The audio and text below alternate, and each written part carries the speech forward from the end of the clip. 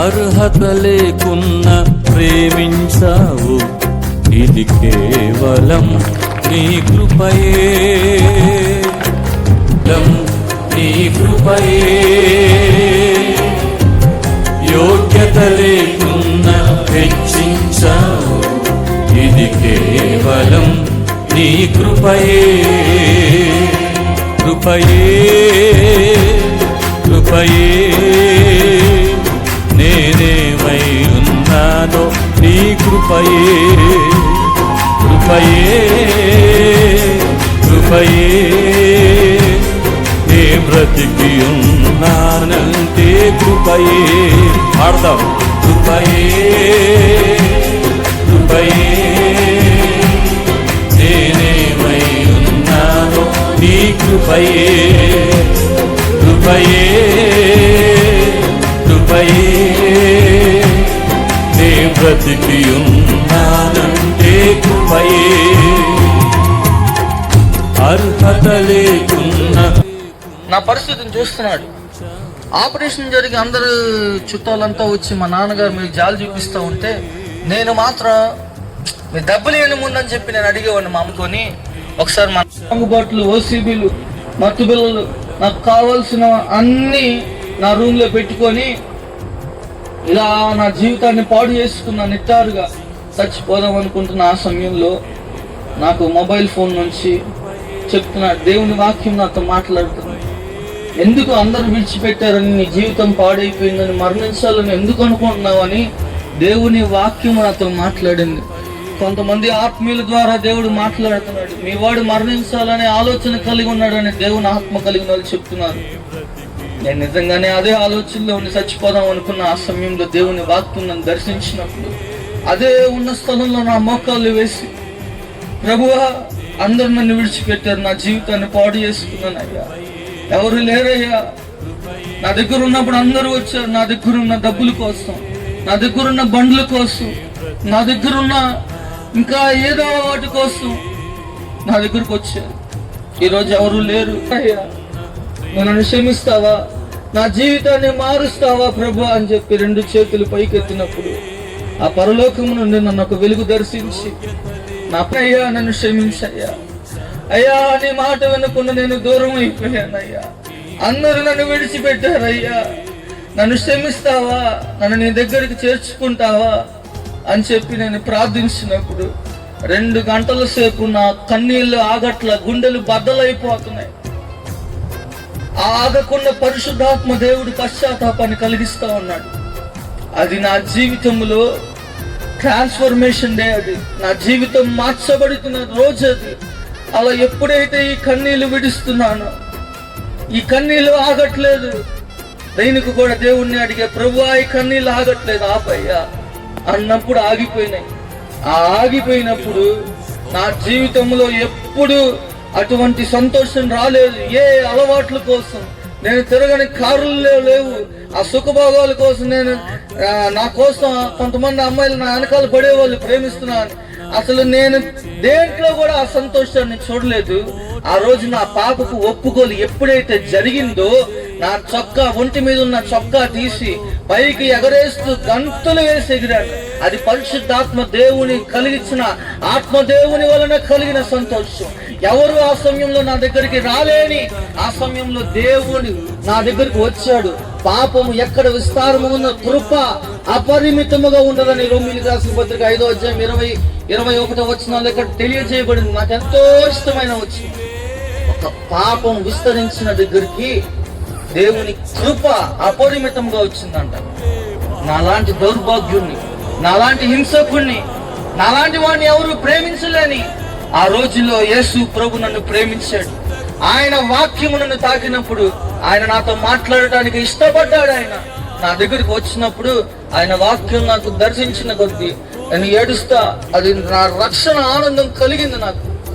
ప్రభువా మరి ఇంతకాలం నిన్ను విడిచిపెట్టానయ్యా, మరి ఇప్పుడు నీ దగ్గరకు వస్తాను, మరి నీ కోసం బతుకుతానయ్యా, మరి ఇవన్నీ విడిచిపెట్టలేనయ్యా అంటే నా దేవుడు మార్చాడు. ఆ రోజు నేను అనుకున్నా, నేను పాపిని, నువ్వు నన్ను ఎందుకు నమ్మావు? మనుషులో నమ్మట్లా, నన్ను నేనే నమ్మను, నువ్వు ఎందుకు నమ్మావు అంటే దేవుడు మాట్లాడాడు, నేను చివరి వరకు నేను విడవను, నువ్వు పాపము చేయవన్నాడు. మొదటి యోహాను రాసిన పత్రికలో ఉంది, దేవుని బీజము వలన పుట్టినవాడు పాపము చెయ్యడు, పాపము చెయ్యజాలడు అని ఉంది. అలా నిజంగానే ఈ రోజు వరకు దేవుని ఆత్మ, దేవుని రక్తము నాలో ప్రవహించడం ద్వారా ఈ పాపముని జయించగలిగిన శక్తి దేవుని రక్తము ద్వారా నాకు దేవుడు అనుగ్రహించాడు. ఒకసారి చప్పట్లు కొడతారా? ఇంత కృప చూపాడు నా దేవుడు. ఇలా పాడైపోయిన నా జీవితాన్ని ఇక్కడ వెళ్ళి ఇలా సాక్ష్యం చెప్పినప్పుడు చూసి, అరే మీకు దండం పెడతాను, నాకు ఆ బైబిల్ ఇవ్వండి అని చెప్పి నేను అడిగా. మా అమ్మోళ్ళు నాకు ఇచ్చిన ఆ బట్టలతో పాటు బైబిల్ పంపించారు. అప్పటి అడిగి నేను ప్రార్థన చేశాను. బైబిల్ పెట్టి ప్రార్థన చేసినప్పుడు వాడిని ఎలా కొడతారంటే అలా కొడతారు. వాడప్పుడు నేను ఎప్పుడైతే అలా ప్రార్థన చేశానో వాడి తెల్లారికి మామూలు మనిషి అయిపోయాడు. వాళ్ళంతా చూసి ఏంది ఇలా అయిపోయాడు అని చెప్పి వారం తర్వాత వాళ్ళంతా గమనించి సమర్పణ ప్రార్థన చేస్తే వాడు అట్లా అయిపోయాడు అని చెప్పి అందరికి అలా టాక్ వెళ్ళిపోయింది. తర్వాత దాంట్లో అలా నడిపించాడు. అలా బైబిల్ కాలేజీలో అలా ట్రావెల్ అవుతా ఉన్నాను. నేను ప్రార్థించినప్పుడు దేవుడు రోగులను స్వస్థపరుస్తున్నాడు, నేను ప్రార్థించినప్పుడు దెయ్యాలను వదిలిస్తున్నాడు.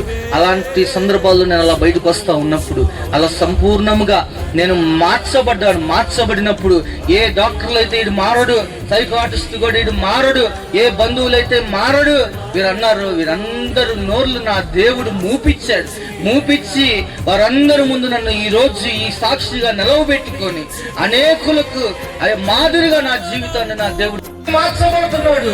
కనుక మారాలి అనే ఉద్దేశం ఉన్న నువ్వు లేచి నిలబడు. అది ఏ పాపమైనా, అది ఏ వ్యసనమైనా దేవుడు మార్చాలనుకుంటున్నాడు. కనుక నీ కోసం నేను ఒక చిన్న ప్రార్థన చేయాలనుకుంటున్నాను. ప్రభువా నా తండ్రి, నీకు స్తోత్రాలు నాయనా.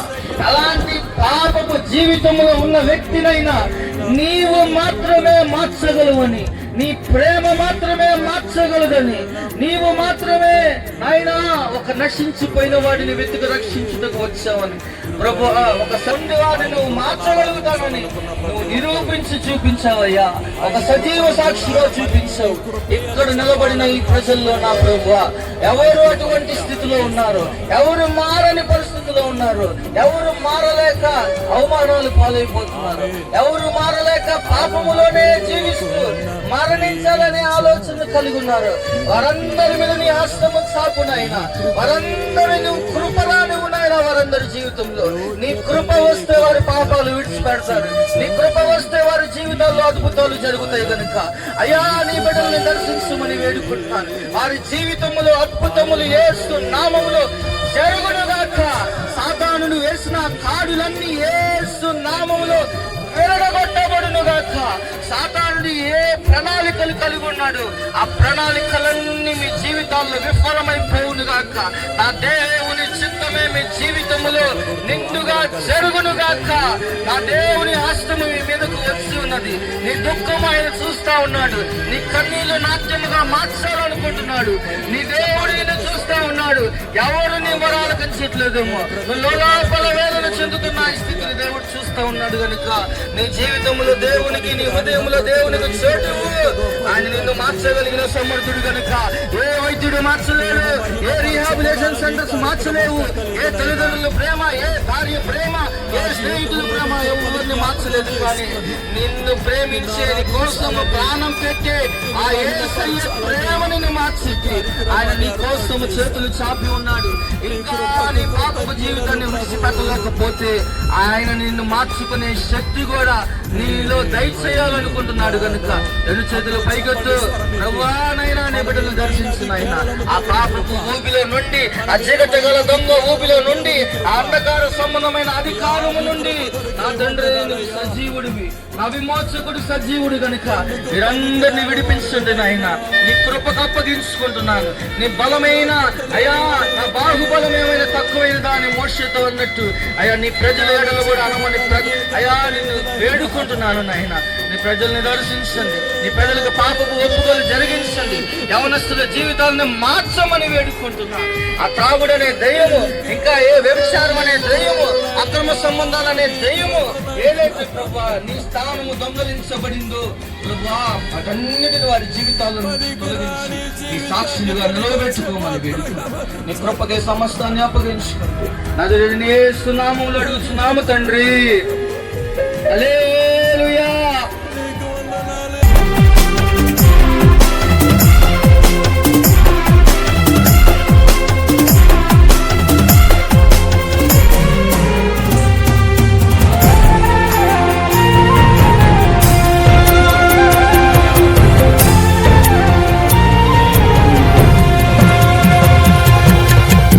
అర్హత లేకున్న ప్రేమించావు, ఇది కేవలం నీ కృపయే.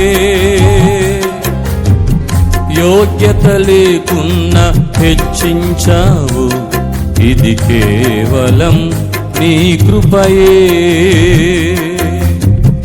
అర్హత లేకున్న ప్రేమించావు, ఇది కేవలం నీ కృపయే. యోగ్యత లేకున్న హెచ్చించావు, ఇది కేవలం నీ కృపయే. కృపయే కృపయే నేనేమై ఉన్నానో నీ కృపయే. కృపయే కృపయే నే బ్రతికి ఉన్నానంటే కృపయే. ఆడదాం. కృపయే కృపయే నేనేమై ఉన్నానో నీ కృపయే. కృపయే కృపయే నే బ్రతికి ఉన్నానంటే కృపయే.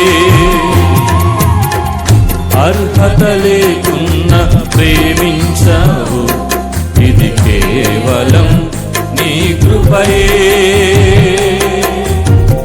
యోగ్యత లేకున్న హెచ్చించావు, ఇది కేవలం నీ కృపయే.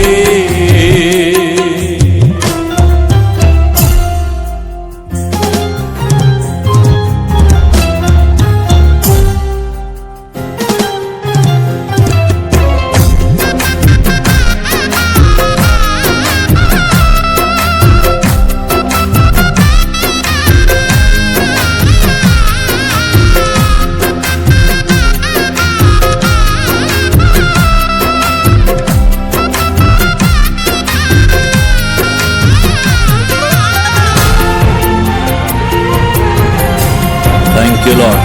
స్తోత్రమయ్యా.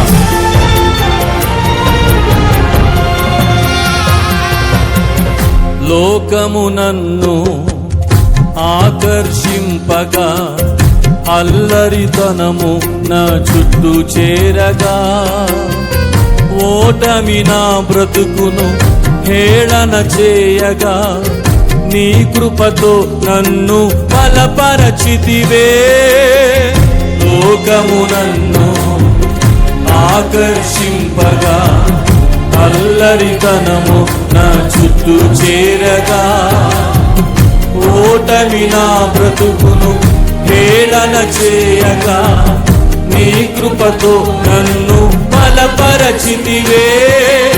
ఇంతగా నన్ను హెచ్చించుటకు ఏ పాటి వాడను యేసయ్యా. ఇంతగా నన్ను హెచ్చించుటకు ఏ పాటి వాడను యేసయ్యా. నీ కృపకు ఎల్లప్పుడూ కృతజ్ఞుడను. నీ కృపకు ఎల్లప్పుడూ కృతజ్ఞుడను. పాడదాం. కృపయే కృపయే నేనేమై ఉన్నానో నీ కృపయే. చెప్పండి. కృపయే